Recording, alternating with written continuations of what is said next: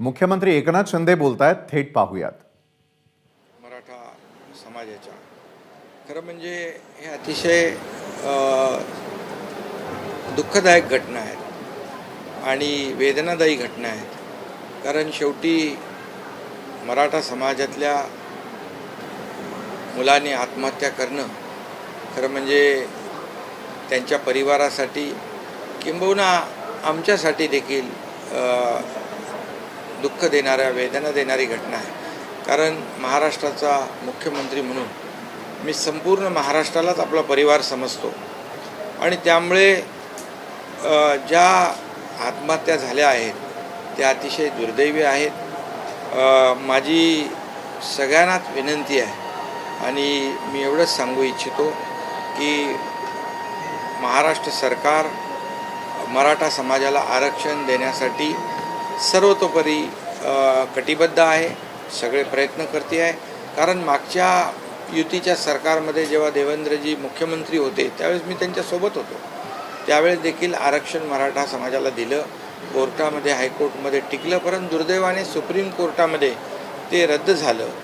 आता त्याच्यामध्ये मी आज जाऊ इच्छित नाही, परंतु ज्या फॅक्ट्स ज्या आहेत, ज्या बाबी आहेत त्या कोर्टासमोर प्रेझेंट करता आल्या नाहीत, किंबहुना ज्यामध्ये जे काही घडलं त्याच्यात मी आज जाऊ इच्छित नाही.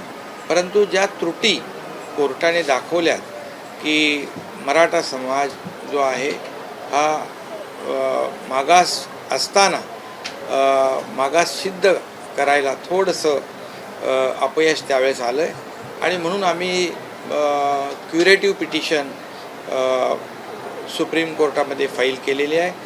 सुदैवाने 13 ऑक्टोबरला सुप्रीम कोर्टाचे चीफ जस्टिस आणि त्यांच्या बेंचने ती क्युरेटिव्ह पिटिशन दाखल करून घेतली आहे आणि त्याच्यामध्ये म्हटलं आहे की आम्ही या मराठा आरक्षण प्रकरणामध्ये लक्ष घालतो आणि ड्यू प्रोसेसमध्ये ते मॅटर लिस्टिंग करून ऐकतो आणि त्यामुळे ही बाब फार एक दिलासादायक आहे, एक मराठा समाजाला एक आधार देणारी आहे. त्यामुळे त्या सुप्रीम कोर्टाच्या त्या ज्या चीफ जस्टिस साहेबांच्या समोर ज्या फॅक्ट्स आहेत, ज्या मागच्या वेळेस आपल्याला प्रेझेंट करता आल्या नाहीत, मराठा समाज मागास आहे हे अनेक वेळा आपण पाहिलंही आहे आणि त्याचे पुरावे देखील आहे. या सगळ्या फॅक्ट्स ज्या आहेत या त्या सुप्रीम कोर्टाच्या समोर नक्की आपले तज्ज्ञ वकील प्रेझेंट करतील आणि त्यामधून मराठा समाजाला आरक्षण मिळण्यासाठी एक मोठी विंडो ओपन झालेली आहे आणि ही दिलासादायक बातमी आहे. त्याचबरोबर जे मराठवाड्यामध्ये कुणबी दाखला ज्या देण्यासंदर्भात ज्या जुन्या नोंदी आहेत त्यांना कुणबी दाखले मिळाले पाहिजे अशी मागणी होती. त्यासाठी आम्ही जस्टिस शिंदे समिती गठीत केली. त्याच्यावर खूप युद्धपातळीवर काम सुरू आहे. जवळपास खूप मोठ्या प्रमाणावर त्याच्यामध्ये अगदी डीपली जाऊन जुन्या नोंदी त्या तपासून 5,000 ते 6,000 जुन्या नोंदी सापडलेल्या आहेत आणि आजही त्याच्यावर काम सुरू आहे आणि नक्की त्या माध्यमातून देखील सरकारने शब्द दिल्याप्रमाणे काम सुरू आहे. आणि म्हणून माझी विनंती एवढीच आहे की बाबा मराठा समाजातल्या माझ्या भावांनो, मी आपल्याला आवाहन आणि विनंती करतो की टोकाचं पाऊल उचलू नका, थोडा धीर धरा, थोडा वेळ द्या. ह्या सगळ्या गोष्टी होत आहेत आणि होतील. आणि त्याचबरोबर आपला मराठा समाजातल्या मुलांचा तरुणांचा जीव इतका स्वस्त आहे का? आपल्या मागे आपल्या मुलाबाळांची आपल्या परिवाराची ते थोडा विचार प्रत्येकाने केला पाहिजे. आणि तर खऱ्या अर्थाने यामध्ये सरकार म्हणून पूर्णपणे या मराठा समाजाला आरक्षण देण्याबद्दल पूर्ण कटिबद्ध आहे. पूर्ण ही जबाबदारी आमची आहे आणि त्यासाठी जे जे काही लागेल ते आम्ही नक्की करणार आहोत. मराठा समाजाला ज्या सोयीसुविधा आम्ही देतो आहे त्याचंही आम्ही लोकांना माहिती दिलेली आहे. त्याचबरोबर काही सूचना ज्या आहेत, आपल्या उपसमितीचे अध्यक्ष चंद्रकांत दादा पाटील आहेत, मराठा समाजामध्ये जे सारथी आणि अण्णासाहेब पाटील आर्थिक विकास महामंडळातून जो लाभ मिळतो त्याचे देखील मराठवाड्यामध्ये कॅम्प घेण्याच्या सूचना दिल्या आहेत. जे हे आरक्षण मिळेपर्यंत जे लाभ आहेत ते लाभ जास्तीत जास्त प्रमाणामध्ये मराठा समाजाला कसे मिळतील यासाठी आम्ही पूर्ण प्रयत्नशील आहोत. म्हणून मी पुन्हा एकदा आवाहन आणि विनंती करतो माझ्या मराठा समाजातल्या बांधवांना, कारण मी देखील एक मराठा समाजातला आणि शेतकऱ्याचा मी मुलगा आहे. शेतकरी आणि सर्वसामान्य कुटुंबातून मी आलेलो आहे. त्यामुळे मला यांच्या सर्वांच्या भावना मला माहीत आहेत आणि कुठेही मी कधीही कुणालाही खोटं आश्वासन कधी दिलेलं नाही. कुणाची फसवणूक मी केलेली नाही. मी ती फसवणूक करणारही नाही. कारण माझ्या राजकीय आयुष्यामध्ये मी आतापर्यंत जे बोललो ते केले, दिलेला शब्द पाळलेला आहे आणि त्यामुळे मी मराठा समाजाला पूर्वी शब्द दिला आहे की मराठा समाजाला टिकणारं, कायद्याच्या चौकटीमध्ये टिकणारं, नियमाचं मराठा समाजाला आरक्षण इतर कुठल्याही समाजावर अन्याय न करता हे मराठा समाजाला आरक्षण देण्याची जबाबदारी सरकारची आहे. आणि एकदा द्यायचं, निर्णय घ्यायचा आणि परत ते रद्द व्हायचं, हे असं कुठलंही खोटं काम आम्ही करणार नाही. आमचं सरकार पूर्णपणे मराठा समाजाच्या बाजूचं आहे. मराठा समाजाला आरक्षण मिळवून देण्यासाठी जे करायचं ते आम्ही करणार आहोत. आणि हा एकनाथ शिंदेचा शब्द आहे एवढंच मी या प्रसंगी सांगतो. आणि मी सगळ्यांना पुन्हा एकदा विनंती करतो, पुन्हा एकदा आवाहन करतो की अतिशय टोकाचं पाऊल घेऊ नका. आपल्या मागच्या परिवारातल्या मुलाबाळांचा विचार करा, आईवडिलांचा विचार करा आणि तुमच्या परिवाराला आवश्यकता आहे.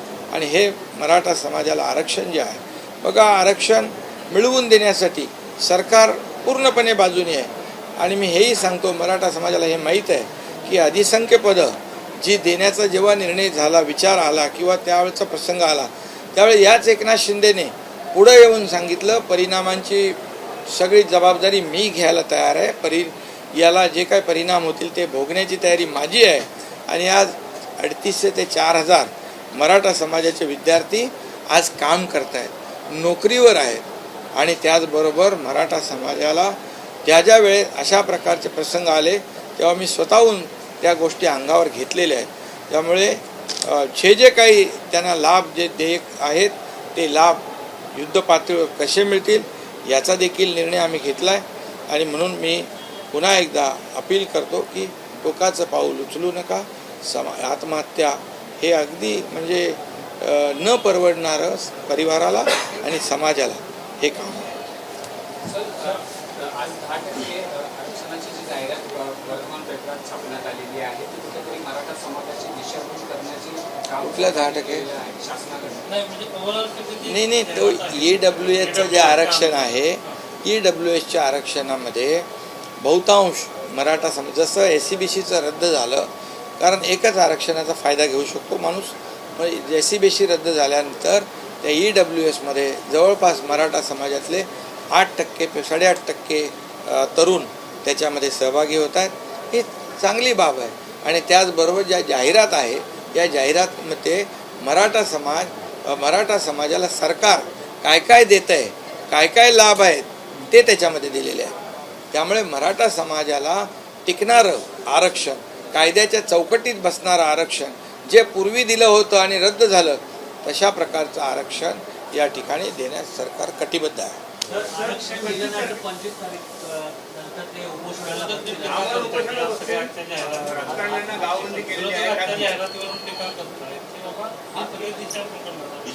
नाही, दिशाभूल नाही. जे आपण देतोय तेच आहे.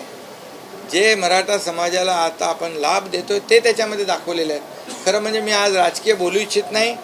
या मराठा समाज आरक्षण रद्द सुप्रीम कोर्टात झालं ते कुणामुळे झालं ते देखील मी आणि कशामुळे झालं त्याच्यावर मी बोलेन. पण आज फक्त मी एवढंच आहे, आव्हान मी आणि विनंती करतोय की अतिशय संवेदनशील घटना घडत आहेत, त्या मन विषण्ण करणाऱ्या आहेत, मनाला वेदना देणाऱ्या आहेत. आणि मी एक संवेदनशील माणूस आहे आणि मी त्या मराठा समाजातल्या सर्व कार्यकर्त्यांच्या भावनांशी मी सहमत आहे. कारण त्यांचं जे काही जगणं आहे किंबहुना त्यांचा जो काही अनुभव आहे तो माझ्यासारख्या कार्यकर्त्यांनी जवळून पाहिलेला आहे. आरक्षण मिळावं यासाठी तुम्ही देवीकडे देखील साकडं घातलंय. आणि मी आज हेही सांगतो की देवीच्या मंडपामध्ये हा शब्द मी दिलेला आहे. त्यासाठी वाटेल ते करण्याची तयारी सरकारची आहे. आणि पुन्हा एकदा मी सांगेन, खोटं मी बोलणार नाही, मराठा समाजाची दिशाभूल मी करणार नाही, कोणी केली हे मी आज बोलणार नाही. पण मराठा समाजाला न्याय देण्याचं काम आमचं सरकार करणार. मी आणि दोन्ही उपमुख्यमंत्री आणि आमचं मंत्रिमंडळ पूर्णपणे मराठा समाजाच्या बाजूने आहे.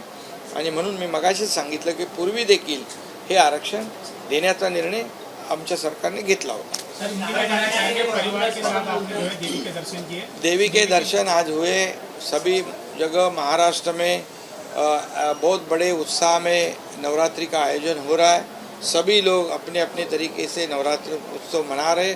हमारी सरकार ने सभी निर्बंधों से मुक्त ये त्यौहार किए हुए पिछले 9 दिन से पूरी तरह सभी जगह पर ये देवी भक्त बड़े उत्साह में त्यौहार मना. मैंने भी हमारे परिवार और मेरे कार्यकर्ताओं के साथ आज दर्शन लिया है, आरती की हुई है और सब जगह महाराष्ट्र में ऐसा ही माहौल है. आज मैं इस देवी के मंडप में ही एक आपके मीडिया के माध्यम से एक अपील करना चाहता हूँ कि पिछले हफ्ते में अभी 2 आत्महत्या की दुर्घटना हुई है. ये बहुत ही दुखदायी और वेदनादायी है मेरे लिए. तो मैं भी संवेदनशील हूँ, मैं भी गरीब किसान का बेटा हूँ, मैं भी मराठा समाज से आया हूँ और इसलिए गरीबों का दुख दर्द मैं जानता हूँ. और जो आत्महत्या हुई है उनके जो परिवार है, परिवार के बारे में मैं संवेदना व्यक्त करता हूँ, शोक प्रकट करता हूँ. और मैं इतना ही कहूँगा, जो मराठा समाज के जो युवक है उन्होंने ये अंतिम पर्याय की तरफ न जाए, क्योंकि ये किसी को भी किसी के भी फायदे का नहीं है. और अपने हर एक जो युवा है उसने अपने परिवार की याद करनी चाहिए, अपने बच्चों को याद करना चाहिए, अपने माँ बाप को याद करना चाहिए. और इसलिए ऐसा कदम ना उठाए जो समाज के लिए और उनके परिवार के लिए दुखदायक हो. और इसलिए मराठा समाज को आरक्षण देना ये सरकार की जिम्मेदारी है. उसके ऊपर हम काम कर रहे हैं. 13 अक्टूबर को सुप्रीम कोर्ट में चीफ जस्टिस साहब और उनकी बेंच ने जो क्यूरेटिव पिटीशन जो है वो दाखिल करके ली हुई है. उसमें उन्होंने कहा है कि ड्यू प्रोसेस में इसको हम लिस्ट करेंगे और सुनेंगे. ये बहुत बड़ा एक दिलासा हम कहेंगे एक मराठा समाज के लिए है. और जो मराठा समाज का आरक्षण जो सुप्रीम कोर्ट में रद्द हुआ था, हमारी सरकार ने, देवेंद्र जी जब मुख्यमंत्री थे मैं भी उनके साथ था, हमारी सरकार ने मराठा समाज को आरक्षण दिया था और वो हाई कोर्ट में कंफर्म हुआ था. लेकिन दुर्भाग्यवश सुप्रीम कोर्ट में रद्द हुआ. लेकिन वहाँ जो प्रेजेंट करना था कि मराठा समाज कैसे बैकवर्ड है, ये वहाँ पर जो त्रुटियाँ खामियाँ जो हुई अभी नहीं होगी. हम बराबर से मराठा समाज कैसे बैकवर्ड है ये पूरी तरह प्रेजेंट करेंगे कोर्ट में. हमारे जो एडवोकेट है, सीनियर एडवोकेट है, काउंसिल है, और मुझे विश्वास है कि मराठा समाज को आरक्षण देने के लिए हमें सुप्रीम कोर्ट की जो हमारी क्यूरेटिव पिटीशन है वो बहुत ही लाभदायक हो सकती है. और दूसरा जो है, जो कुणबी प्रमाण पत्र देने की बात थी मराठवाड़ा में, उसमें भी हमने जस्टिस शिंदे कमेटी अपॉइंट की है. और उन्होंने भी बहुत बड़े पैमाने पर डीपली जाके बहुत ही जो एविडेंस है, जो प्रूफ है वो कलेक्ट किए हैं. लोग भी उनको कागजात दे रहे हैं. और इसमें 5,000 से ज़्यादा 6,000 तक लगभग यहाँ पर. तर मराठा समाजाला आरक्षण मिळावं यासाठी सरकार काय पावलं उचलत असल्यासंदर्भामध्ये यावेळेला मुख्यमंत्री बोलले. एबीपी माझा, उघडा डोळे बघा नीट.